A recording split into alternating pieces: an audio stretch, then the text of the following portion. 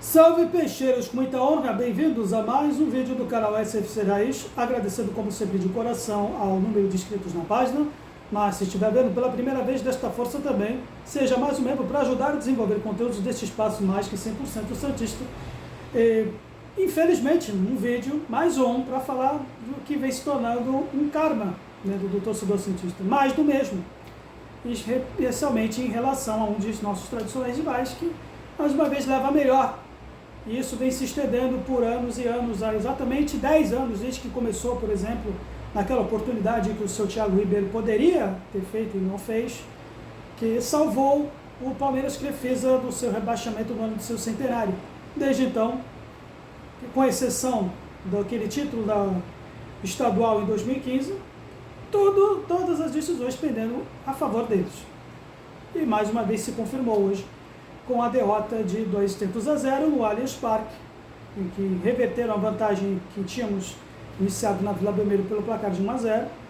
Mais uma vez temos que chorar as pitangas novamente, né? E tendo que aturar as gozações do adversário, do rival, tendo um processo que começou lá atrás, exatamente nesse tempo, nesse período, enquanto que nós ficamos na nossa estagnação, sofrendo esse infortúnio de administrações que iludem a torcida, iludem o torcedor e acabam estagnando o clube. Então eles dão passos cada vez mais largos para uma superioridade histórica que a gente vai ser difícil de quebrar se continuar com os rumos que eu posso falar mais tarde, porém, me limitando apenas no que foi este jogo. Bem, o Santos iniciou sua vantagem superficial com o placar de 1-0, porém, era nítido que já tinha começado moralmente com uma desvantagem, visto que, além de ter que jogar na casa do adversário, também teria que enfrentar o árbitro predileto das decisões, desses confrontos que vem se tornando junto com o Palmeiras, que é o árbitro Rafael Claus. Toda a partida é o Rafael Claus. É o árbitro mais requisitado dos jogos com o Santos, não somente com o Santos, mas em outras decisões também. Mas especialmente com o Santos Futebol Clube, Rafael Claus vem sendo o árbitro padrão dos confrontos com o Palmeiras, justamente e especialmente no Allianz Parque. O que isso pode dizer? Muita coisa, especialmente no que lance que culminou-se no primeiro gol. A equipe estava até, de certo modo, não vou dizer superior, mas nivelando o jogo, com o placar, pelo menos agregado, a nosso favor, superficialmente. Mas moralmente a gente já começou em desvantagem por isso. Rafael Claus, como todos sabem, tem alguns lances polêmicos em lances anteriores e mais uma vez teve mais um no seu currículo. E não pela questão do fato do seu Felipe Jonathan, mais uma vez demonstrando ser o símbolo desse momento em que nós vivemos, desse período, o símbolo da derrota, seu Felipe Jonathan. Embora algumas partidas que ele realizou na semifinal e na final deu conta do recado, fez mais do que a obrigação, ele voltou a ser o Felipe Jonathan que todos criticam, né? Protegendo menos do que ele costuma proteger a sua integridade moral nas redes sociais. No lance que o Hendrick acabou sendo derrubado pelo João Paulo, na minha percepção, nos padrões de hoje, isso é pênalti, muitas vezes eles vão dizer que não é, porém, o que chamou muita atenção foi o lance que deu origem ao pênalti. Foi exatamente no momento que o Everton cobra um tiro de meta com a bola em movimento e que o VAR completamente desconsiderou a origem desse lance, o nascedouro desse polêmico lance que vai ficar marcado nas histórias aí do futebol, mais uma vez. Se fosse na Vila Belmiro, com certeza esse lance da origem do pênalti seria revisto. Mas claro, é o Rafael Claus, é o árbitro predileto desses confrontos. Ele não observou isso e acabou combinando, chamando o recurso do vídeo, que todo mundo sabe para quem assiste os jogos agora, né? E é praticamente um sinal de que ele vai dar um lance de ilicitude, como aconteceu no pênalti. Tá? No placar, por isso que eu digo que deveria no mínimo ter sido 1-0 esse jogo. Em termos justos, deveria ter sido 1-0. Aí, graças a esse lance, infelizmente, para azar nosso, tivemos aí depois o lance do segundo gol, que foi numa jogada aérea, que são muito bons nisso, nos cruzamentos de bola aérea, que nós ainda estamos ensaiando, poderíamos ser mais agressivos na bola. Entendeu? Por que, por exemplo, o Santos, embora tenha tido mais finalizações do que de costume, tendo nivelado a partida, não conseguiu, né, sair, por exemplo, atingir a meta palmeirense, simplesmente porque não colocamos velocidade da bola, porque já tinha dito nos lances anteriores, nos jogos anteriores. Embora a gente tenha criado chances como aquela, por exemplo, em que o Mike salvou em cima da linha, acho que foi o melhor lance nosso, além daquele do Guilherme anteriormente com a defesa do Everton. Poderíamos ter empatado o jogo naqueles momentos, porém, falta ainda, essencialmente aí no aspecto técnico, o nosso meio do campo, que refletiu nossa inferioridade com relação a eles no quesito banco.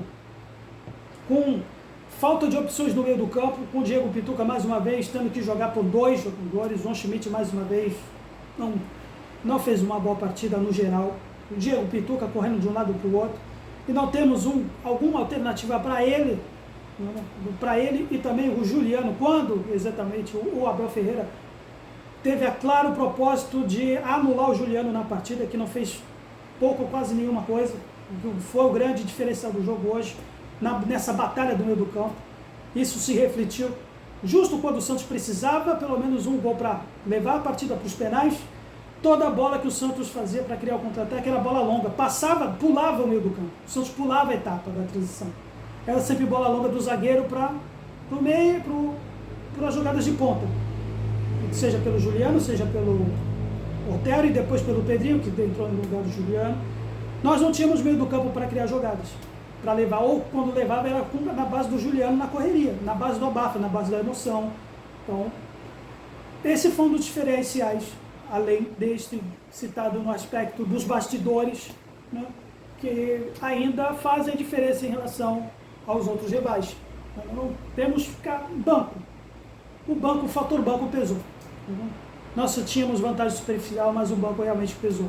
Já tinha começado, por exemplo, o fato do Furque não ter conseguido entrar no jogo pela opção do Carille e ter optado pelo Morelos, que teve um lance no primeiro tempo que ele poderia simplesmente fazer o básico de um centroavante, que ele é pago para isso. Simplesmente ter metido pelo menos a sola da bola para empatar aquela partida lá no primeiro tempo.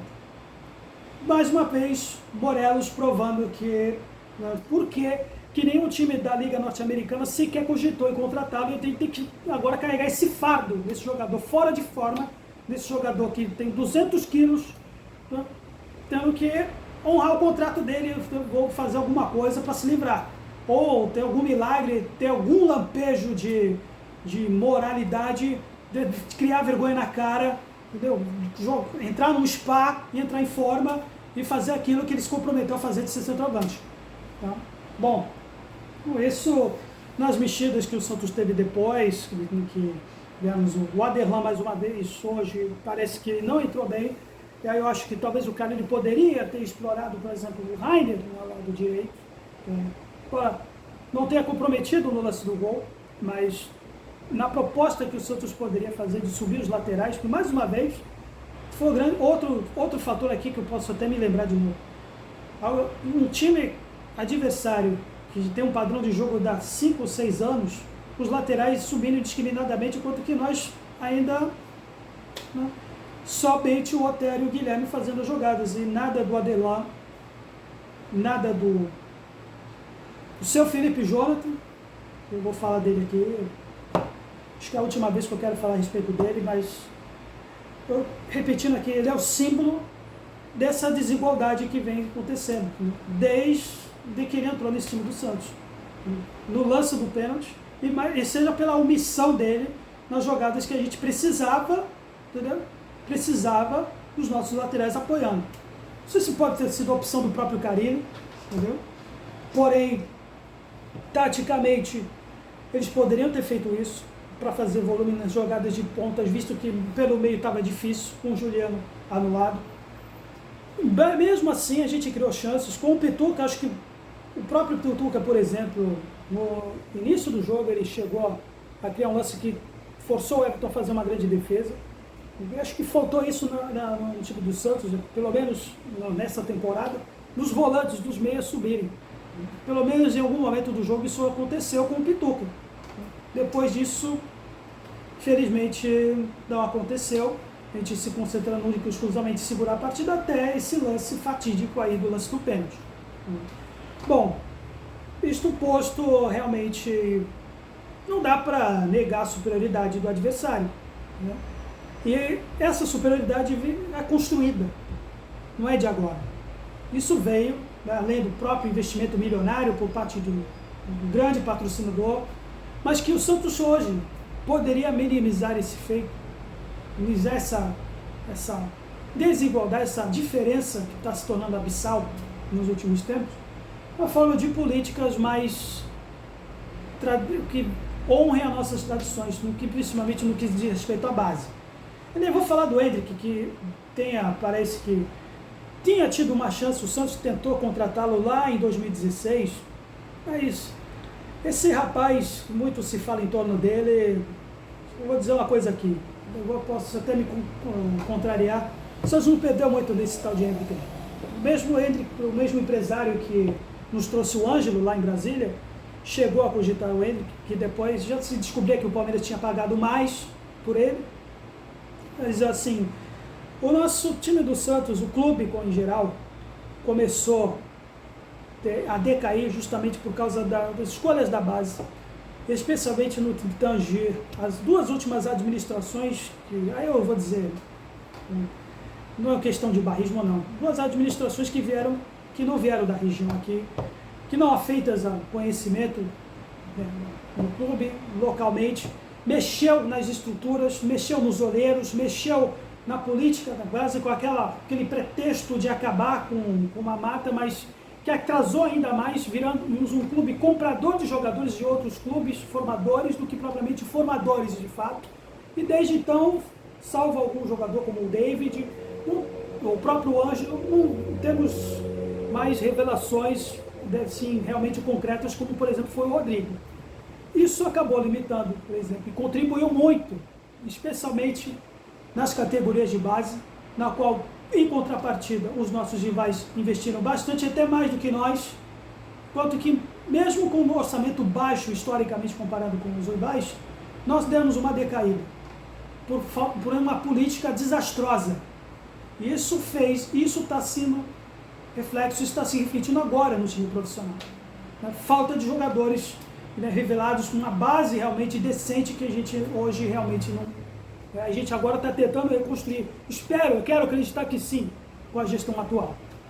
É que outra coisa que podemos, talvez, iniciar, né, esse processo para, pelo menos, equilibrar essa balança em relação, especialmente a esse rival, diz respeito à Arena, que teve agora recente uma reunião do Conselho, e não foi muito animador desse quesito não, pelo que se deu para ver, uma proposta ainda como prioridade esse acordo com a W Torre, que na minha humilde opinião o Marcelo Teixeira só está dando continuidade por causa da multa, que vai ter que se pagar caso tenha que rescindir, e aí vai de encontro também aos atuais apoiadores da atual gestão, que estavam lá atrás, na gestão anterior, que não vale nem dizer o nome do cidadão, também apoiaram e fizeram votação nominal, inclusive, para apoiar essa sandice desse projeto, desse rascunho de projeto, que vai engessar o clube para a eternidade se for concretizado. Eu vou insistir em falar nisso. Desde o começo eu fui contra e continuo sendo contra. E os apoiadores dele, essas meretrizes de gestão, que estavam lá apoiando o cidadão que nos colocou na segundona, pela primeira vez na história, e agora pularam do barco, agora estão apoiando o Teixeira, poderiam explicar um pouco mais sobre isso. Mas ao invés disso, eu acompanhando aqui os programas locais, até, muitos deles acabam se posando agora, né? Essa hipocrisia que chega a feder esterco, que apoiavam incondicionalmente a gestão anterior e que agora estão se fazendo desentendidos. É apenas um desabafo aqui que eu estou fazendo, tá? Que mas é bom pelo menos ver que finalmente, em pese esse resultado, que ninguém gostaria, lógico, queríamos que fôssemos campeões, pelo menos vale aí o retorno de um ambiente que pelo menos a região, né, a nossa Baixada, quer queira ou não, é a única região do nosso país que a nossa torcida é predominante, entendeu? E vale até uma dedicatória para aqueles que estão vendo esse vídeo e costumam acompanhar um pouco mais naquele canal do idiota chamado Fábio Sormani, né? Eu sinto muito, eu lamento muito por esses rapazes que acompanham o Santos na boca desse cara, porque eles não sabem o que é, né, você acordar e você conviver num dia de decisão, no único lugar que é um porto seguro na nossa torcida, a única região onde a nossa torcida é predominante. A Baixada, quer queira ou não, tem dono e ela veste branco e preto. E alguns caras, alguns certos idiotas da nossa própria torcida parece que não percebem isso, não sabem o que é. Cada padaria, cada estabelecimento com algum adereço do Santos Futebol Clube, né?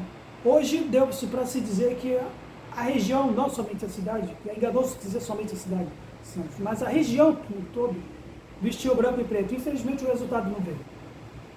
Bom, vida que segue. E essas são as minhas considerações. Espero que vocês tenham gostado. Se caso não tenham gostado, também deixe sugestões e críticas na seção de comentários. O espaço é livre para você comentar e reforçar esta página. Santos sempre Santos, valeu. Até a próxima.